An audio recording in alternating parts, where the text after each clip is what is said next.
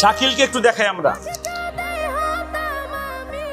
শাকিল এই ছেলেটা আমার এখানে, আপনারা একটু খেয়াল করে শুনেন, এটা তার আগের লেখা, এটা বর্তমান লেখা। এই ছেলেটা আমার এখানে খাদেম হওয়ার জন্য আসে এবং খাদেমের সে চাকরি নেয়। তাকে আমি মাদানী নিসাবের খাদেমের চাকরি দেই, 8,000 টাকা বেতনে। 2 মাস যাওয়ার পরে সে আমাকে বলল, হুজুর আমার ফ্রির সময় আমি কি একটু পড়তে বসতে পারি সাথে? আমি বললাম আলহামদুলিল্লাহ, বসো। এর 6 মাস যাওয়ার পরে সে বলতেছে, হুজুর আমাকে একটু ফ্রি পড়ানো যায়? আমি ওর আগ্রহ দেখে আমি বললাম যে তোমাকে আজকের থেকে ফ্রি পড়াবো। একজন মানুষ এখানে খাদেম হতে এসে সে একজন বিশ্বমানের আলেম হচ্ছে, আলহামদুলিল্লাহ।